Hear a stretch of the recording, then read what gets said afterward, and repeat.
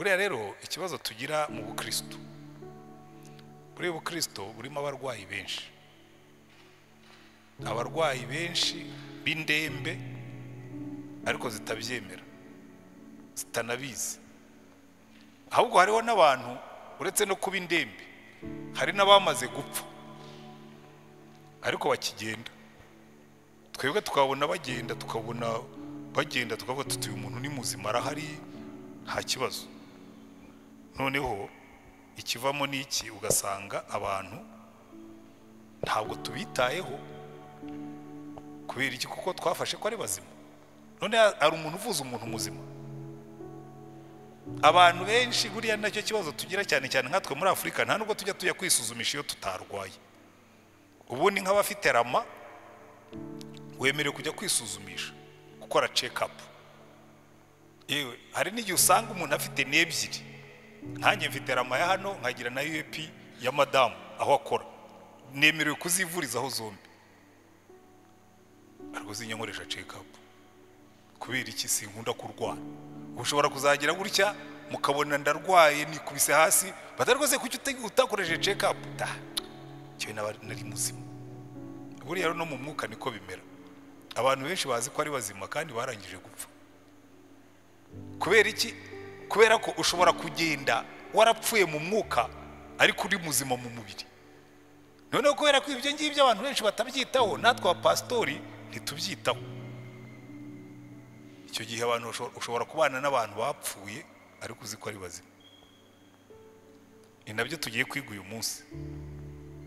Kuko hari igihe Imana iterura umuntu ikamushyira ahantu ikamubwira ngo ngiye kubereka uko mugaragara mu maso yanjye. Abakristo benshi bire mu mutima. Twanabafashije kwire mu mutima. Mwari mubizi? Twabafashije kwire mu mutima. Hari umuntu muganira ukavuga ngo se ubwo ntubona kuri mu byaha. Habura atari ko n'abandi barabikora. Kuba abandi babikora ntabwo bivuga yuko atari ibyaha. Siko bimeze. Kuba urwaye indwara n'abandi benshi bayirwaye ntibivuga kuri muzima. Se muri igihe cya coronavirus hari abantu barapimaga ugasanga utunuza twose twabaye umutuku. Bikubwira ngo abantu benshi bararwaye. Ubwo bari kugenda uvuga ngo ntacyo bitwaye, ariko ngo ngewe ngo nubwo ndwaye ngo sigewe urwaye jyenyine. Ikintu kibabaje rero mu byo mu mwuka, abantu bire mu mutima kuko atari bo barwaye bonyine. Kandi atari ko indwara ndayirwaye ariko sigewe jyenyine. Umuntu akaba mu busambanyi, wamubwira utari ko ntabwo ari jyewe jyenyine. Umuntu akagenda akanywa inzoga, ubu nazo zigezweho. Kandi utari ko se ko mwasubiye mu mayoga, atari ko sigewe jyenyine. Ati nagiye muri Amerika nsanga abantu baho bazinywa. Fine, ko bazinywa ntabwo bivuga ko ari byo.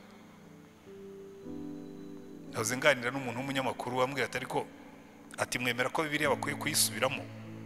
Ni kubera ko yabaye iki? Ati ko ntabwo igihuye n'imico y'ino minsi.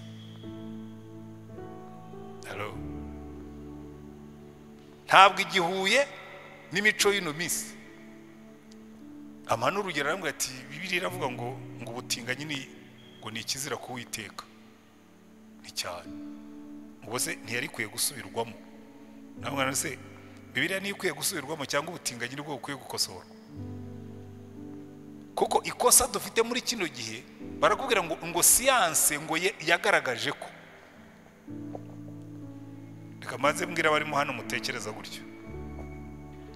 Siyanse nta kigaragaza. Sibyo? Siyanse idekriva ibihari ntibisobanura. Reka mbaho urugero.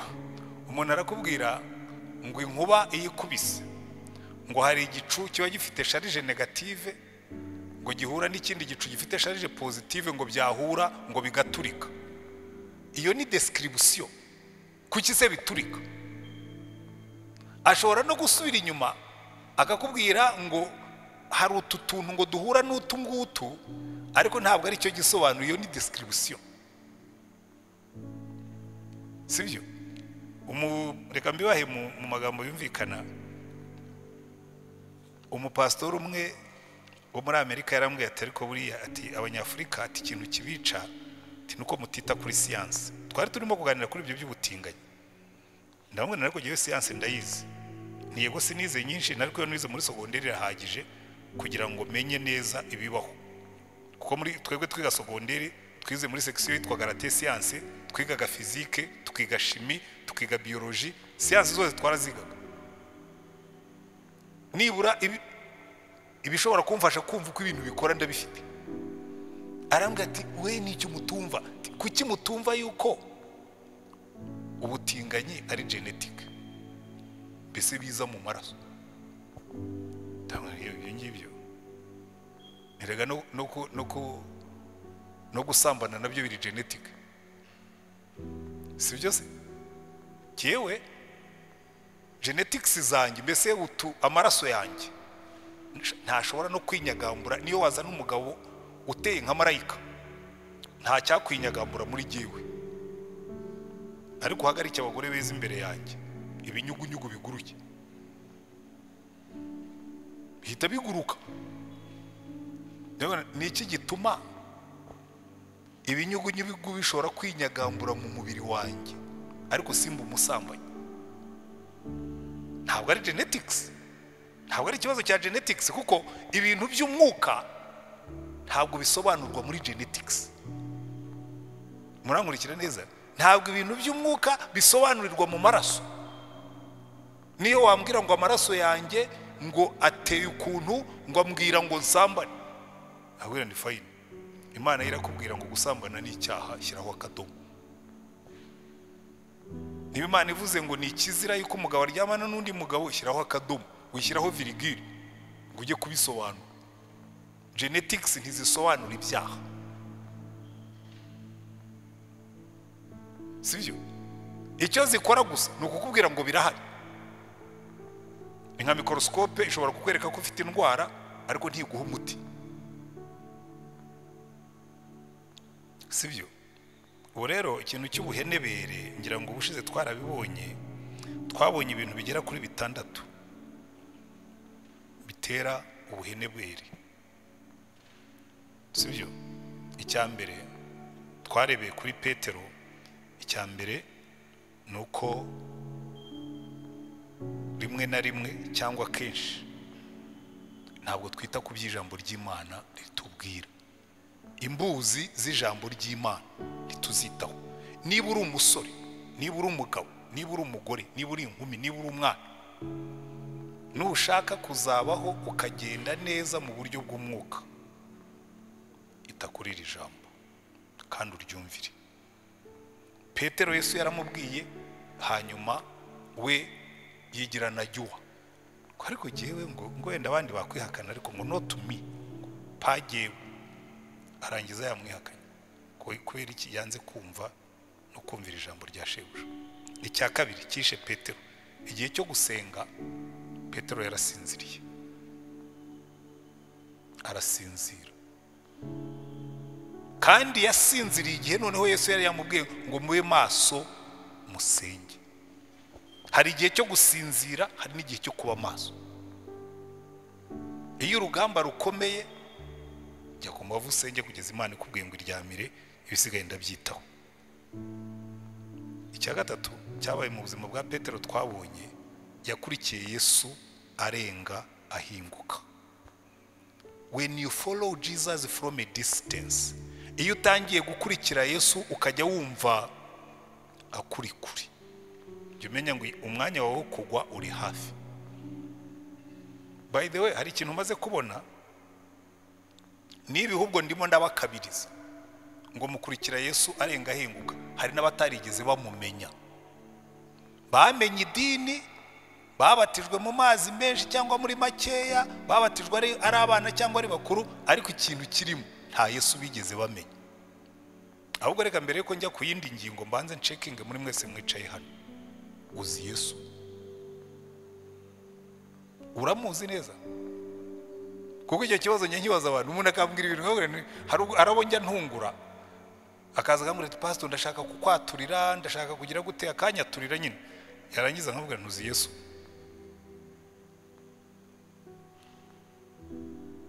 akambwira ngo ndamuzi, ntoya reka nsubiremo, uzi Yesu? None se uranyaturira ibiki niba uzi Yesu?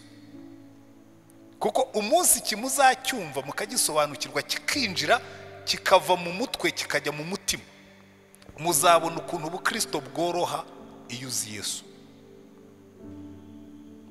Kubera iki? Iyo uzi Yesu hari ibyo udakora.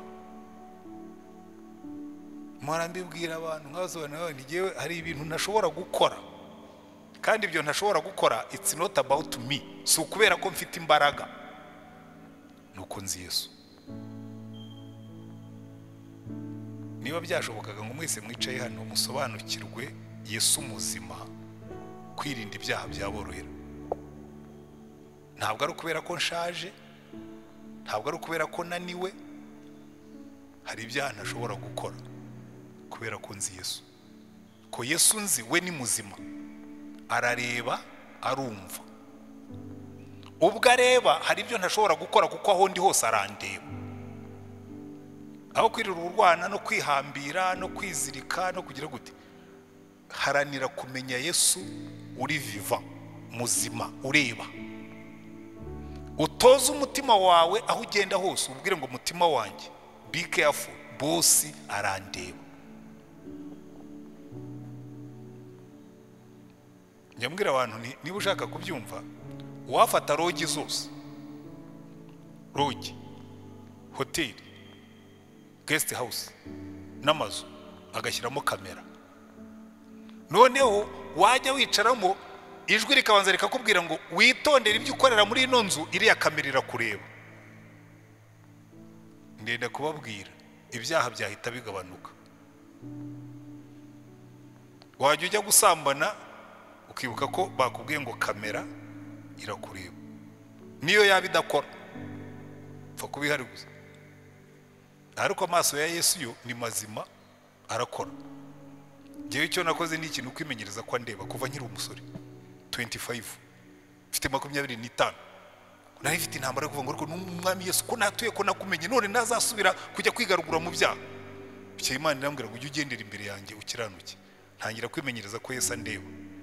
Maze imyaka 39 ngendera mu maso ya Yesu.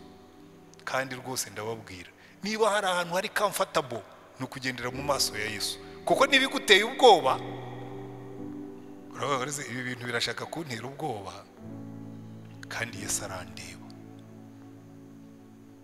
Urantera ubwoba boss andeba. Buriya rero nicyo kintu gituma umuntu agira confidence. Ushobora kubwira abantu uti witonde ntunkoreho, kuko ushobora kumva inkubi gukubisa utaza aho iturutse, kuko boss wampfiriye arandeba. I'm protected. Ugiyewe iyo ngenda mafite confidence ngo nawe nibiyo, I'm protected, ndarinzwe. Kandi sindinzwe, hari abantu bavuga ngo burinzwe n'abamarika, we ndinzwe n'amaso ya Patro ushobora byose, bikandinda ibyaha, bikandinda ubwoba. Amen. Ibi rero gukurikira Yesu arenga uhinguka, burya iyo ugeze aho atakikureba nawe utakimureba ujye ugira ubwoba. Nukora nka wa mugabo ngo yashaka kurya imbuto abona harimo utunyo, satura urubuto rwa mbere abona harimo inyo, satura urwa kabiri abona zirimo, azimya amatara arazirya. Ko wajimije amatara ntibivuga yuko urubuto rutabuze. Abantu benshi rero bagira gutya, agahumiriza akagira ngo Yesu ntamureba. Ni wewe wahumirije, we ntabwo yahumirije. Iturinda, ntihunikira, ntisinzira, ntihumbya. Amen. Petero yakurikiye Yesu arenga ahinguka. Icyo ni icya gatatu. Icya kane, bageze mu rugo rw'umutambyi mukuru, yaricaye yota umuriro w'abanyabyaha. Watch out. Buri muntu wese asa nabo bagendana. Ubishaka utabishaka abo mugendana uzasa nabo. In the long run, nutabahindura bazaguhindura. Kandi chance ni nyinshi yuko bazaguhindura kuruta kuzabahindura. Abo simbabwiye ngo nimukagendane n'abantu badakijijwe, oya, nanjye ngendana nabo. Ahubwo ujye wirinda ubajyemo uvuga ngo gifite misiyo yo guhindura aba bantu, ntabwo ndi bemere ko bo banshushanya n'isura yabo. Icyo si cyo cyagushije Petero. Bibiliya iravuga ngo kwifatanya nabo bikonona ingeso nziza. Kwa Bakorinto ba mbere ibice 15 umurongo wa 33. Reka mbabwire icya gatanu. Nujya aho hantu Petero yagiye mu biganiro, ushobora no kwicara ahantu, ikintu cya mbere burya kijya kugusha umuntu, uvuga nk'aho uri. Hari igihe wicara kumva umukristo aravuga ibintu wazi umuntu yibagiwe ko turi abakristo koko. Uzaya amatelefone, hariho inzenya zimwe abantu bajya bohererezanya, inzenya zimwe abantu bohererezanya. Aba bantu bibagiwe ko ari abakristo. Ibintu nk'ibi ntibigace muri telefone yawe. Hari inzenya zimwe zidakwiriye, hari ibiganiro bimwe bidakwiriye, hari ibintu bimwe bidakwiriye, kuko iyo wicaye ahantu mu biganiro bidakwiriye, Bibiliya iratubwira ngo hahirwa umuntu utajya mu nama y'ababi, ntahagarare mu nzira y'abanyabyaha, nticarane n'abakobanyi. Mu buryo abakatolika babihinduye, muri Bibiliya yabo baravuga ngo nticare mu nteko y'abaneguranye. Hari ibiganiro bidakwiriye umukristo, hari ibiganiro by'inyandagazi bimwe na bimwe, ariko reka ne kubitindaho ku byo twabirebye ubushize. Hanyuma cya gatandatu, ku muntu uri mu nzira yo kugwa, baramucarenjinze yanga gutanga ubuhamya. Abakristo benshi baraje barumva ati uwo mugabo we ubwo ntabwo uri umurokore, ngo reka da, ngo jewe ngo yego, ngo njye hariya mu giporoso nkasenga, ariko ntabwo nkabya, ngo ntabwo ni nk'abariya bakabye, ngo jewe ntabwo nkabya, ndi modere. Aba modere muraho. Umuntu yagiye kugwa arabanza akaba modere. Ntushobora kuba modere mu bintu by'Imana, urashyuha cyangwa ugakonja. Niko iby'Imana yabwiye Abirari, burya bari modere. Imana yabwira ngo mva, niba mudashyushye nimuhitemo mukonje, ariko kuba modere bitera iseseme. Umukristo modere atera Imana iseseme. Ntabwo ari ryo wanditse Bibiliya. Ni mushyuhe cyangwa mukonje, ariko ibyo kuba modere mukaba kazuyazi, ngo Imana iravuga ngo ibyo bitera iseseme. Aba modere rero ndababuriye. So iki rero ndagira ngo ibyo twarabirebye ubushize, ariko kubera ko haciyemo icyumweru kimwe kandi harimo bamwe batari baje, nagira ngo mbanze mbibutse ibintu bimwe ugomba kwirinda niba udashaka kugenda mu nzira yo kugwa. Iyo nzira, ibyo bintu bitandatu ni utuntu tw'utubarize, turiya tuntu tw'utumenyetso Imana yashyize ku muhanda. Iravuga ngo nunyura muri iyi nzira, nurenga aka kantu, uzaba wagiye hanze y'umuhanda. Mubyitondere ibyo bintu bitandatu. Amen. Uyu munsi rero tugiye gutangira kureba inyigisho. Buriya hari Ikinyarwanda nako nabyanditse mu ikarine yanjye, ibirari by'inzira y'ububyutse. Ariko ibirari, kubera ko abantu benshi ntabwo babaye mu cyaro, ntabwo bazi ibirari. Ariko ngira ngo abavuga Icyongereza bazi ikintu bita footprints. Nicyo mu Kinyarwanda bitaga ibirari. Ikirari ni ukuvuga ngo warebaga ahantu ibyatsi byaryamye, ukamenya yuko ariho inka zanyuze cyangwa ariho abantu banyuze, bakabyita ibirari. Ibirari mbese ni inzira, ni pathways, ni inzira z'ibintu, ni footprints. Rero hari ibirari by'ububyutse, hari ibimenyetso, hari inkingi. Hari ahantu bakubwira ngo iyo ububyutse bwanyuze ahantu, ibi bimenyetso bikurikira birahagaragara. Amen. Cyangwa iyo ibi bintu bikurikiye mu bikoze, muba revived. Hari ibintu bigera kuri 4, iyo umuntu abifite aba revived. 4 cyangwa 5.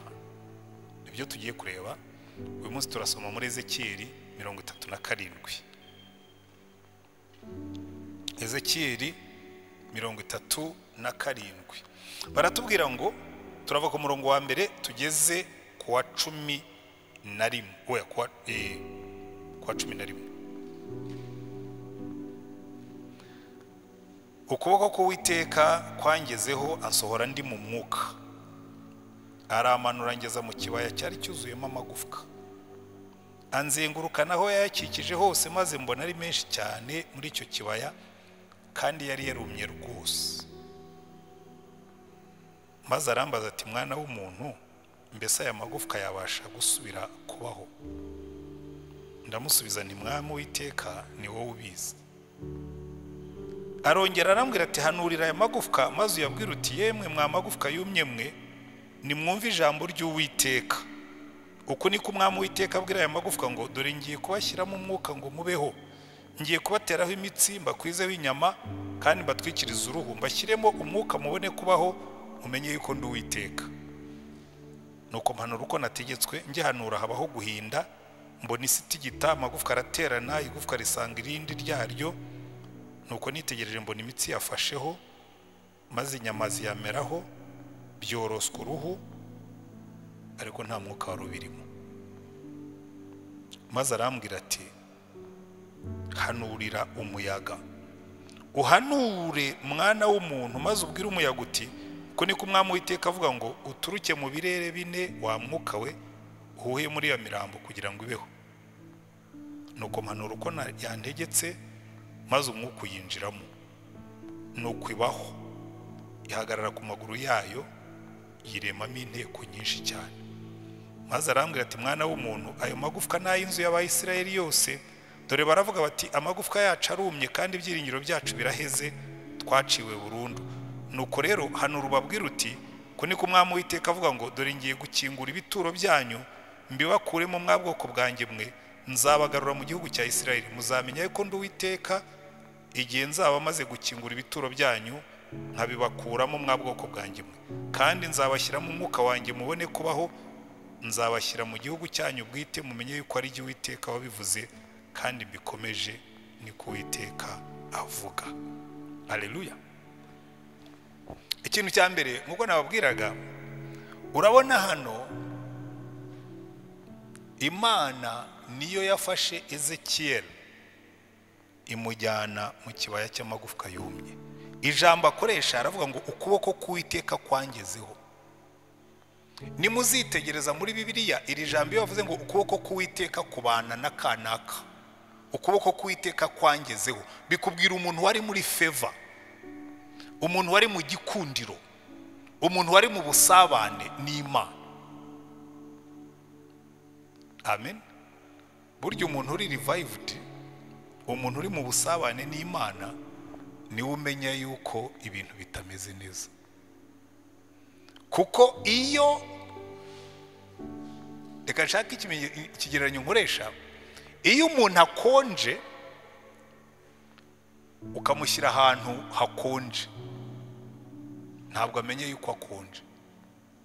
Ariko iyo ufashe umuntu ukonje ukamwicaranya n'umuntu ushyushye, ukonje amenya ko yicaranye n'umuntu ushyushye, ushyushye akamenya ko yicaranye n'umuntu ukonje. So nuzicara ahantu hose ukumva uri at home, buryo uzamenye ko ukonje. Sibyo? Niwisanga ukajya wumva ahantu hose uhisanga, uzatangire kugira ubwoba, buryo uzaba waramaze gukonja. Hano Ezekiel aratubwira ngo, ukuboko k'Uwiteka kwanjeho. Bikubwira ngo uyu ni umuntu wari usanzwe agirana ubusabane n'Imana. Nkunda muri Zaburi ya 25 umurongo wa 14 aravuga ngo, amabanga y'Imana amenywa n'abayubaha. Imana iravuga ati, uyu mugaragu wanjye Ezekiel ngiye kumwereka uko mbona ubwoko bwe. Iyo mbarebye mbona bameze nk'ikibaya cy'amagufwa yumye. Kuko ku murongo wa 11 arabimusobanurira ngo, umwana w'umuntu, ayo magufwa n'ay'inzu ya Isiraheli yose, baravuga bati, amagufwa yacu arumye, ibyiringiro byacu biraheze, twaciwe burundu. So hari igihe ushobora kubona abantu ari bazima, hari igihe ushobora no kubona urusengero rwuzuye abantu, Imana ikarungurukamo igashakisha ikavuga ngo, kuko nta bantu bari hano, ikibaya cy'amagufwa yumye. ikabareba bazi ko ari bazima, ariko Imana ikavuga ngo iki ni ikibaya cy'amagufwa yumye, iki ni igihugu cy'amagufwa yumye.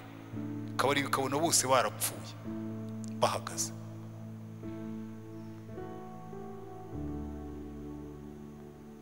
Noneho icyo nkundira Imana, iyo igiye kurivayivinga abantu, igiye kubahembura, irabanza ikabereka uko bari. Buriya abantu benshi impamvu badakizwa neza, ntabwo bigeze bihana ibyaha, ntabwo bigeze barambirwa ibyaha. Umva, jewe ibyo mvuga mbifitiye gihamya. Nakijijwe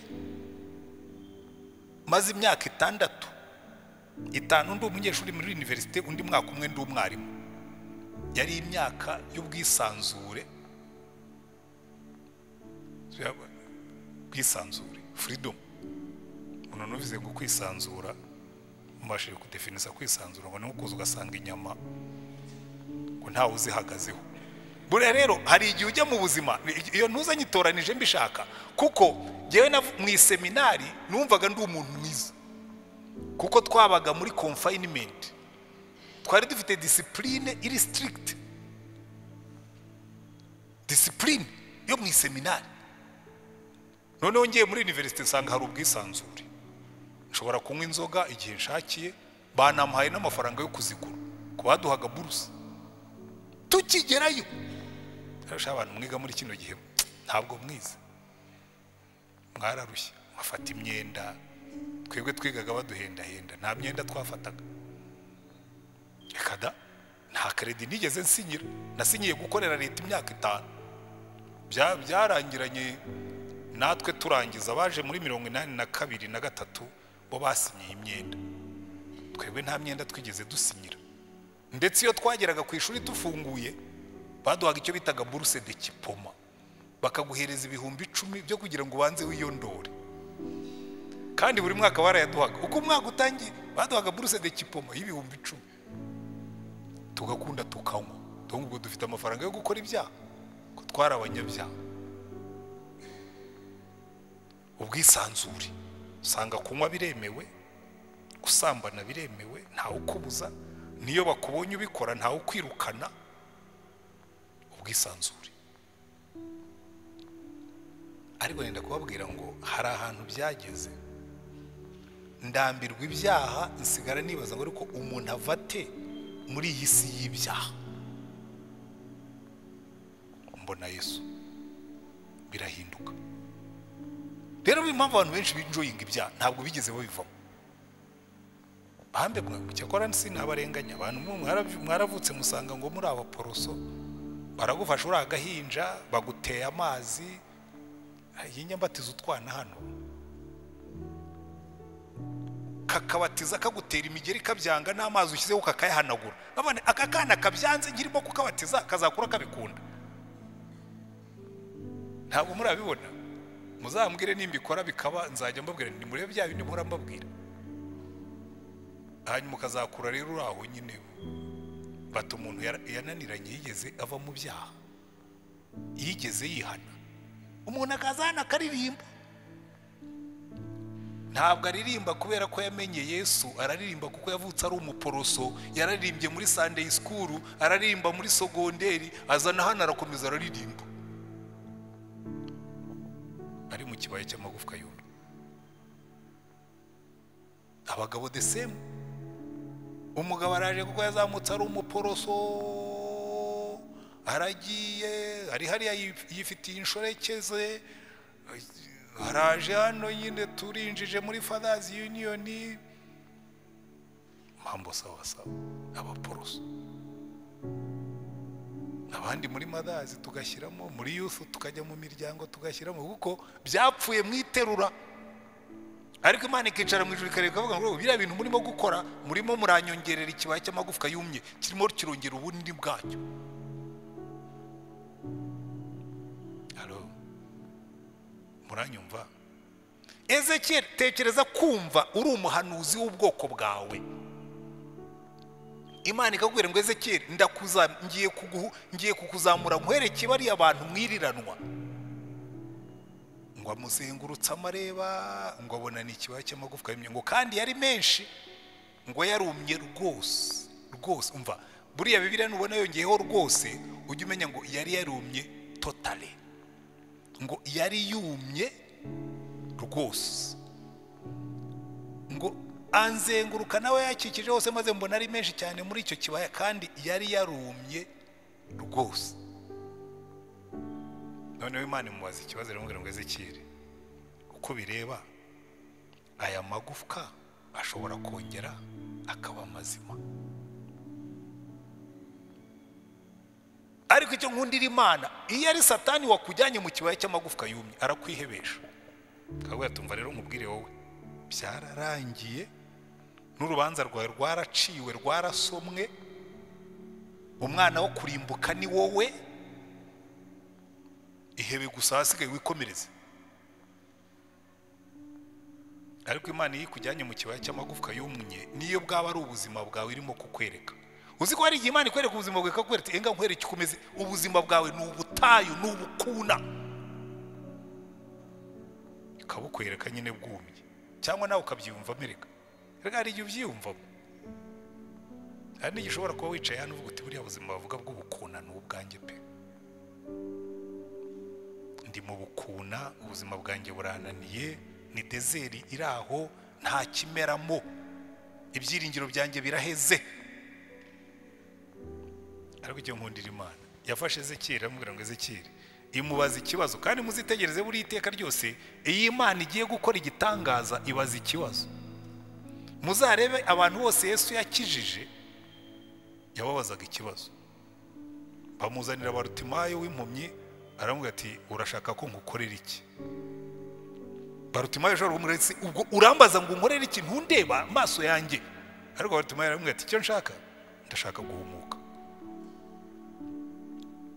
Hari umugabo umwe yabajije ikibazo, buriya uburyo dusubiza Imana nabwo burashikije. Muri buka umugabo yakijije wo wari uri ku kidendezi, umugabo wo ku kidendezi cy'Ibetesida, araza asanga ari aho ngaho, ibyo byose Yesu yarabibonaga, ibyo yarabizi. Aramubwira turashaka gukira, ngo nakira neza, ngo nakirane, ngo dore ngo bene wacu ntibanyitayeho, ngo baraza bakandampinga hano, ngo bakansiga hano bakigendera, ngo najya no kwinyagambura ngo nidange mu kidendezi, ngo agasanga bafite bene wabo babanazemo, ngo giheze ngo nacahe nanyura. Iyo ndirimbo ntuzayindirimbire, sinjya nyumva. Hari umuntu muvugana ukamubwira uti se wagerageza gukora iki?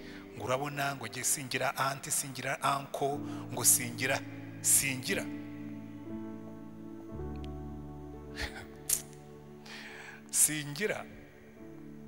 Uwo mugabo yatangiye kuririmba indirimbo ya singira, Yesu arareba aravuga ati uyu muntu we masikini miserable, haguruka ufate ingobyi yawe witahire, nta nubwo uzi n'icyo ushaka mu buzima. Hari indirimbo sinzi irihuta cyane, sinzi kandi ni ya kera, ntabwo mwayimenya. Indirimbo Sarusi yajyaga iririmba kera avuga ngo sindira kubura ibintu mama we, gendira kubura umuntu mama we, wagira umutima mwiza mama we, akamenya urupfu mfuye mama we. Rero hari abantu benshi birirwa baririmba sindira kubura ibintu. Imana ikabwira se uririmba sindira, agahinda kawe umubabaro wawe ndawuzi.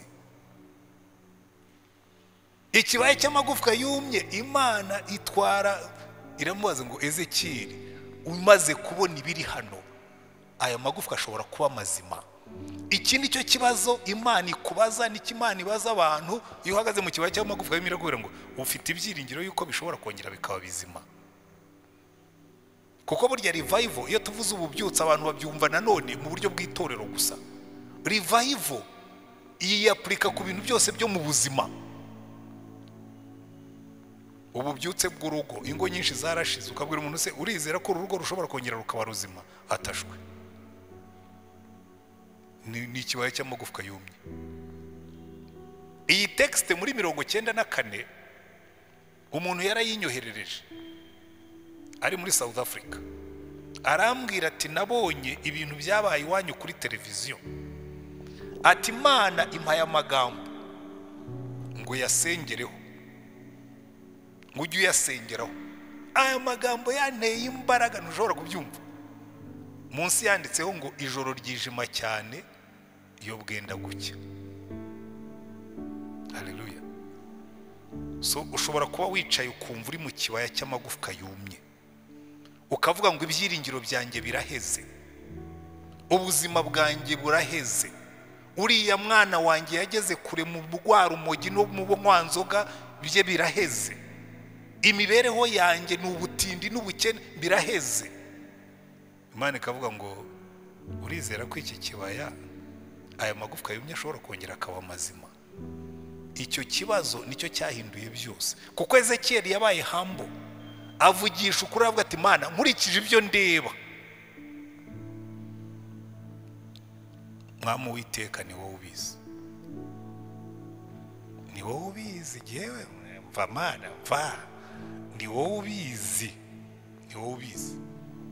Muri ikintu kinezeza nuko iyo mbivuze abantu bamwe badakunda aho tugeze, njya ndeba amakomantere bandika ngo batari ko Pastor Antoine kwihakirwa nyine no, ariko uri mu Rwanda tugeze heza, kuko umuntu wabaye hano muri 94 akabona u Rwanda rwa 94, akabona uyu mujyi wa Kigali abantu barimo mwe bakuru murawuzi tugaruka muri 94, ujya kujya mu mungo tugasanga harimo intumbi, wajya mu nzu ugasanga harimo intumbi, wajya mu modoka barasiye ku muhanda ugasanga harimo intumbi, umujyi wose unuka wuzuye imbwa, nazo byageze aho barazirasa.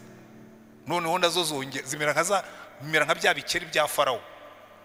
Farawo Mose yakubise ibikeri birazamuka byuzura amazu, azanya abakonikoni batereka tukwereke ati natwe biradushobora kubikora, bakubita n'ibyari byasigaye muri Nili nabyo birazamuka.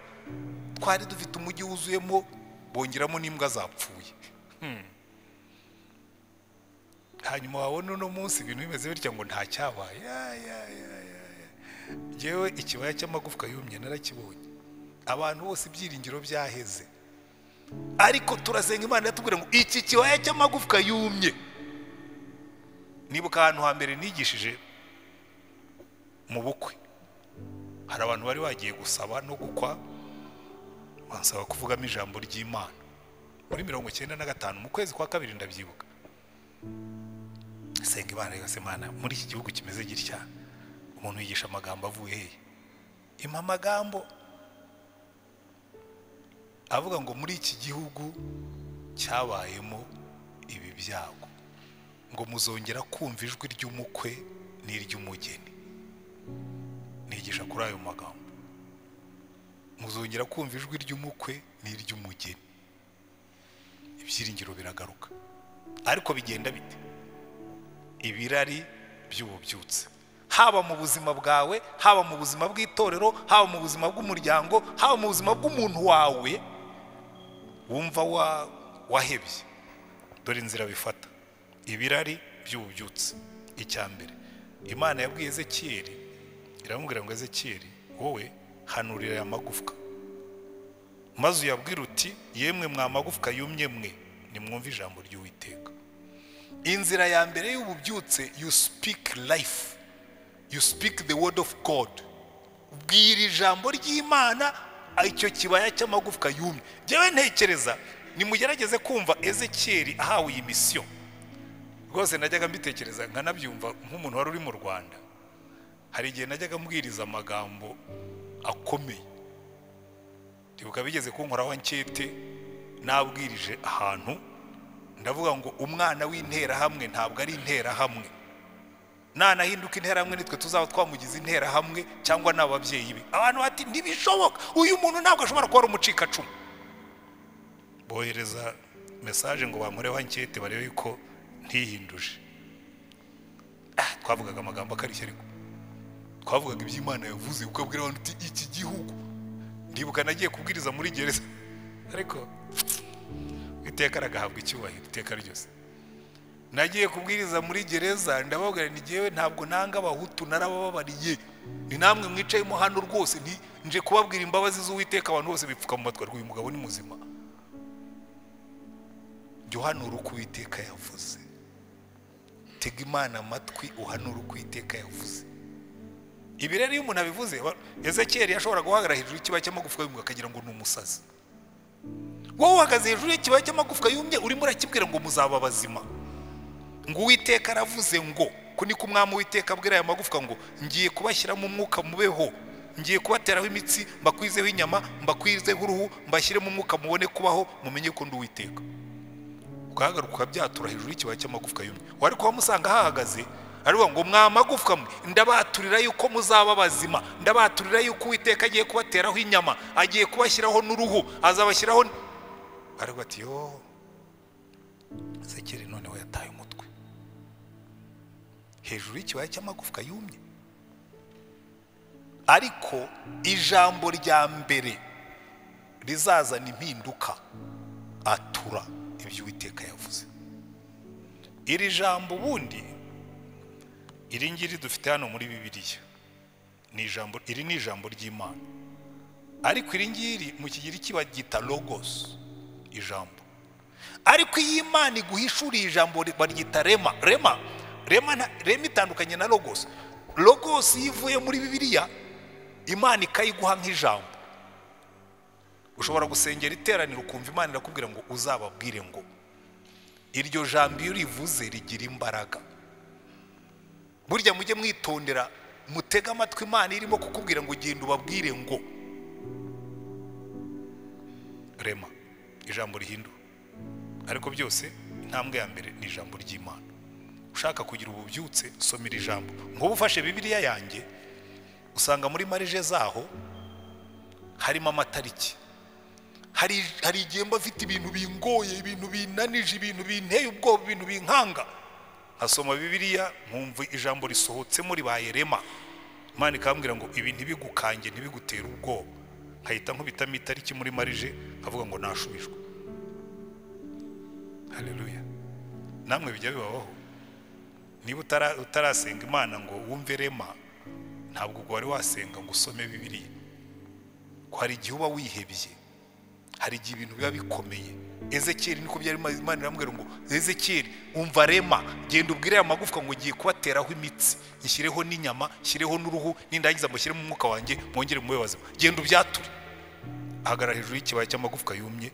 Umva uko atubwira murongo wa 7, mpanura uko nategetswe. Jyohanura uko wategetswe.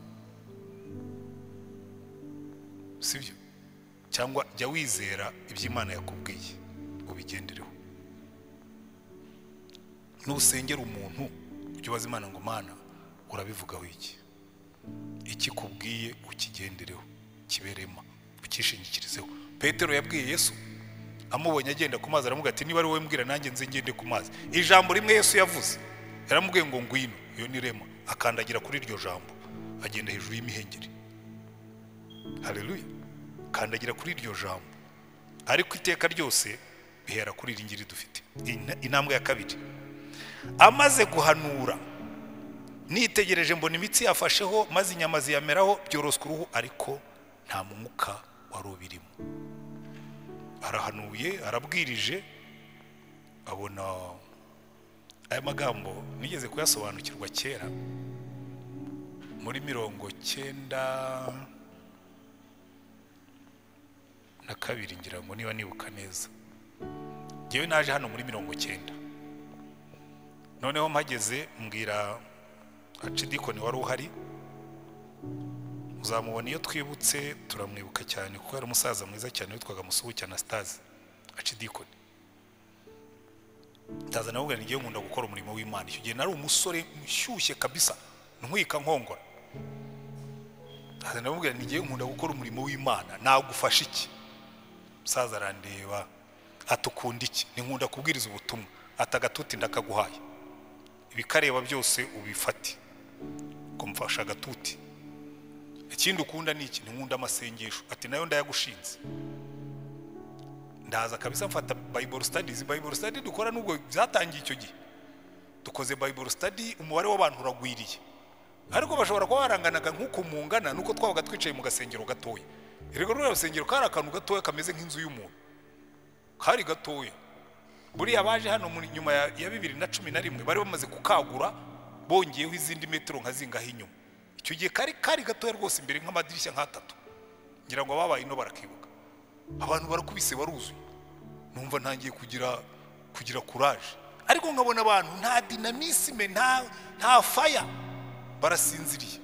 Nje imbere y'Imana wese Imana ko ndiba abantu bariyongereye bakunda ijambo ryawe ariko nta fire. Imana irambwira ngo genda uhanurira umwuka, dukora amasengesho. Ubwo buriya jenoside irakanyagwa yatwiciye ibintu byinshi. Hano twari tumaze kuba vibrant, twari tumaze kuba itorero rifite imbaraga, twatangiye. Ndibuka amasengesho twakoze, natumiye abantu bavuga nti tugiye gukora amasengesho y'icyumweru, twiyiriza, tuzajya tugenda mu twe kurya, hanyuma nimugoroba tuze duterane dusenge, kuwa gatandatu kuwa gatanu tuzararamo, kuwa gatandatu twirirwemo, ku cyumweru bari bwo tuvamo. Twarayakoze. Haza imigirigiri y'urubyiruko, wari bishop wacu cyashidiko nawe yagize ubwo baravuga ati ko ibi bintu bidasanzwe. Aragenda abwira bishop ati rari Remera nuzumva umuriro uhari, ati hari umuriri w'urubyiruko, ati basigaye biyiriza bakamara icyumweru batarya, ati bakarya nijoro gusa nk'abayisilamu, ati kuwa gatanu barayemo, kuwa gatandatu birirwamo, ku cyumweru bari bavamo. Ati ubwo n'ubuyobe bwaje. Yaraje aratesha umubare munini bigiriye muri ADPR, abari hano ubwo barabizi, bamwe tujya duhura gamwe ati twagiye wa munsi, ati mwebwe mwikebesha inzara, ati Imana ntisubiza. Agahinda karanyica, ariko ibisigaye reka ne kubivuga cyane. Icyo mbabwira nuko ntayigiye isomo, hanurira umwuka. Ririya jambo rivamo ikintu kivuga ngo senga, kuko iyo uvugana n'abantu uba urimo kubwiriza, ariko iyo uvugana n'umwuka uba urimo gusenga. Uvuga ngo bwira umwuka, jya ahantu ubwira umwuka ngo Mwuka wera mbabarira umanuke. Herga mbatera urwenya. Hari umudamu ujya ukunda kuza hano, iyo story bamwe bashobora kuba bayizi, kaza akajya hariya mu biseke, sinzi icyabakoramo. Bakamwe turiya mudamu waje kuroga ibiseke, ahubwo yaroga ibiseke. Ntabwo iyo story muyizi. Nejo narahamusanze abihagaze iruhande, ntabwo ndise kuhagaze ku biseke, ati narinje gutanga itoro ryishimo, ko ndebaze ntaryo washyizemo, ati narangije. Ryagiye. Ndaseka. Buriya hari igihe abantu bikanga baringa, ntuzahangayikishwe na bene ibyo. Hari abantu ubwira ngo hari abantu baza kuroga amateraniro, ngo hari abantu baza ngo gusinziriza abantu, ngo hari abantu baza ngo guteza ubukene mu biseke. Nkabwo njewe nzabyuka ndimo kuvuga umugisha ku bantu b'Imana, hanyuma uvuge ngo uzaza ku Imana yigeze bagushinga se? Ibi biseke nta muntu ushobora kubishyiraho umuvumo ngo bifate, kuko ntabwo ubishinzwe siwe. Ushinzwe ibi biseke ni jyewe, ko nijye ushinzwe gusengera abo bantu. Imana imbwiye ngo vuga umugisha, mvuga umugisha kandi niwuza. We niyo waza ugatera imivumo, Imana irakubwira ngo ya ntabwo nigeze ngushinga ahantu, genda ujye gutera imivumo iwabo. Ariko iyo utangiye gusengera umugisha, iyo utangiye gusengera umwuka, ibyo byitwa gusenga. Donc Imana namubwiye ngo wabasengeye, bavuyemo abantu basinziriye, bararyamye. Ntabwo abantu baryamye bamera nk'abapfuye. Buriya Ezekiyeli yabonye bari abantu bari aho gusa basinziriye. Kenshi ni nabo tugira, bari aho basinziriye. Imana ikavuga ngo noneho hindura direction. Wahoze ubwira abo bantu, hindura direction urebe hejuru. Mwuka wera, muyaga huha, erega aho wamusanga hose agaragara nk'umusazi. Uwo muntu aje agasanga nihagarariye hano uvuga ngo umva rero Mwuka wera, ndagira ngo nkubwire umanuke uze ufata aba bantu. Bavuga ati pastor noneho asigaye avugana n'umuyaga. Ariko buriya revival, ububyutse, muzi iyo twatangiye guhamagara ijuru, iyo twatangiye guhamagara imbaraga z'umwuka, iyo zimanutse abantu baba revived. Ahubwo reka nsaba abantu bahoshe umutima, kuko nimwe munahora hano kuruta n'amakorari yose. Cyambi babwira, ariko sinzi niba mubyumva, niba muzabyumva, niba mutabyumva, niba wenda mwarabikoze nkaba. Reka mbabwire, cyakora nsigaye mbona mubyuka mugasenga mbere yo kuza mu materaniro. Muzahinduraho mureba, sibyo? murebe mu ijuru nka Ezekiyeli mumanura umuriro w'umwuka. Mwibuka Eliya ahagaze ku musozi wa Karumeli, yarebye hejuru abwira Imana ati Imana, uyu munsi bimenyekane ko ari wowe Imana. Hari igihe cyo kuvugana n'abantu, ariko hari n'igihe cyo kuvugana n'Imana. Haleluya. Ukayibwira ngo Mana, ibi bintu dore igitambo nagishyize ku gicaniro, hasigaye manura umwuka n'umuriro, abantu bamenye kuri Imana. Murambi babwira hano, njya numva abantu bakotsoye ngo turahambiriza imbaraga z'abadayimoni, ngo turibwa n'abadayimoni, ariko muri murategeye hamagara umwuka, iyo umwuka yaje amadayimoni aribwiriza akagenda. Muranyumva neza? Twebwe twabaye mu nka, iyo wacanye igicaniro, iyo umwotsi uzamutse isazi ziribwiriza zigatumuka. Ntabwo utinya isazi iyo wacanye igicaniro, ahubwo ikibazo tugira ni iki? Nuko kenshi ntabwo ducana igicaniro, ahubwo dushaka ibizinzo. Ababaye mu nka nibo bashobora kubyumva, ariko hari igihe abantu nyine bashaka ibizinzo bakazinga inka, ugakubita isazi zikava kuri uruhande zikajya kurwo hirya, wajya kuzinga hirya zikagaruka kuri rwa rundi, ugasanga uri muri gymnastique yo kurwana n'isazi. Canira igicaniro gicumbi, urebe ngo isazi ziribwiriza. Naho twirirwa tubazingazinga tuzinga ngo ariko ngo wavuye muri ibi byaha, ngo ariko wavuye muri ibi byaha, urimo urahendahenda umugabo ngo akunde umugore, urahendahenda umugore ngo akunde umugabo.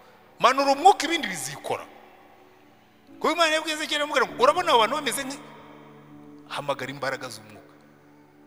Iyo ni intambwe ya kabiri ikomeye cyane, kandi cyabaye cya nyuma. Noneho umwuka yaraje, baratubwira ngo maze arambwira ati hanurira umuyaga, uhanure mwana w'umuntu, maze ubwire umuyaga uti uku niko Umwami w'Iteka avuga ngo uturuke mu birere bine, wa mwuka we uhuhe muri iyo mirambo kugira ngo ibeho.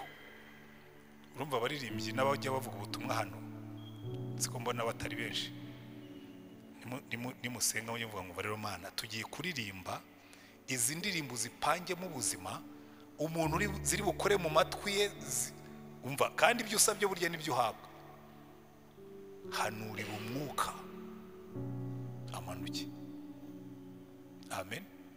Hanyuma umva icyavuyemo, mpanura uko nategetswe, maze umwuka yinjiramo, ibaho, ihagarara ku maguru yayo, iremamo inteko nyinshi cyane.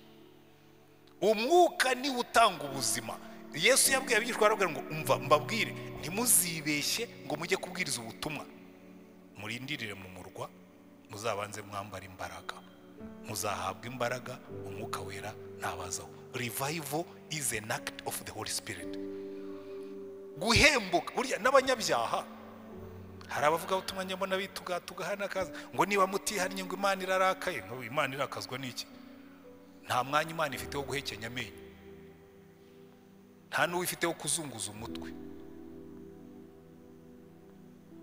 kuko abafite inyungu yo kwihana ni twebwe. Umwuka wera yaje, Bibiliya yatubwira ngo umwuka wera naza azemeza abantu iby'ibyaha n'iby'urubanza n'ibyo gukiranuka. Don't waste your time. Senga umwuka amanuke yemeza abantu ibyaha. Wowe icyo ushinzwe ni ukubabwira, umwuka akabemeza. Sinshinzwe kubemeza. Muzatega amatwi yo nigisha, ntabwo nshobora kugutera abantu ubwoba ngo niba mutihannye muzajya mu muriro ngo muzarimbuka. Ibyo ntabwo ari umurimo wanjye. Umuriro se ntimuzi kubaho, ibyo umwuka niwe uzabibemeza, ko niwe ushinzwe kwemeza ibyaha, niwe ushinzwe kubwiriza. Aratubwira ngo umwuka wera naza azenda ku byanjye bibasobanurira. Ibyo udasobanukiwe byose bizasobanuka umwuka yaje, kandi ngo azababwira n'ibyenda kubaho, ngo azabayobora mu kuri kose. Hano rero umwuka wera iyo yaje, itorero nibwo rihaguruka rikaba rizima. Mu bintu muzitegereza ahantu hose twabonye abantu bahemburwa n'ijambo, bagahemburwa no gusenga, bagahemburwa no kuzura umwuka, icyanyuma inteko nini. Iki rero ntabwo abantu bajya bacyumva. Buriya igiti kiri cyonyine ntigishobora kugurumana, mu mwanya mutoya kiba cyazimye. Ubu byutse iteka ryose bujyana na timu, bujyana na group, bujyana n'abantu bari hamwe. Hano baratubwira ngo yiremamo inteko nini. Mu Cyongereza bavuga ngo stood up into a strong army. Buriya ingabo zitandukanye n'abantu bajya mu isoko. icyahagurutse hano ni inteko nini, ntabwo ari abantu bagiye mu isoko, ni abantu bafite icyerekezo, ni abantu bafite intego, ni abantu bafite umugambi, ni abantu bafite disipurine, ni abantu bafite gahunda. Revival izana no guhindura intego z'ubuzima bwawe, ukagira disipurine, ukagira gahunda, ugafatanya n'abandi. Muzitegereza ahantu hose habaye revivals, tuzabireba nitwiga ku bubyutse. Bimwe mu bintu byaranze ububyutse bwabaye mu Rwanda, abantu barahagurutse batangira kubwiriza ubutumwa. Niho havuye ziriya ndirimbo mwumva tujya turirimba, tugende mu misozi tubabwira ibya Yesu. Bari bafite purpose, barahagurutse biremamo inteko nini cyane, bajya guhindura ibihugu. Iyo revival yaje, ntabwo abantu bicara hamwe, barahaguruka bakajya gukorera Imana. Ibintu bine ibirari bya revival, footprints of revival, ibirari by'ububyutse. Icya mbere, korana n'Imana. Ezekiel, ukuboko k'Uwiteka kwabanye nanjye, aramfata njyana mu kibaya cy'amagufwa yumye, ahabwa umurimo, imirimo ine. Cya mbere, hanurira aya magufwa, ijambo ry'Imana niryo rihembura abantu. Icya kabiri, hamagara umuyaga, senga, uhamagara umwuka. Icya gatatu, ntuzura umwuka. Icya kane, intego nini. Ibi ngibi nibyo birari bya revival. Aho revival zabaye hose uzasanga izo nizo footprints zisiga. Hari abantu Imana itoranya ikabahamagara, yarangiza ikabaha umurimo wo kubwiriza, wo gusenga, wo guhamagara umwuka no gukorana n'umwuka, no kuorganiza abantu b'Imana bakavamo intego zikomeye. Revival zose muzasoma muzasanga ibyo bintu bigaragaramo. Imana ibaha umugisha. Ibirari by'ububyutse, footprints of revival.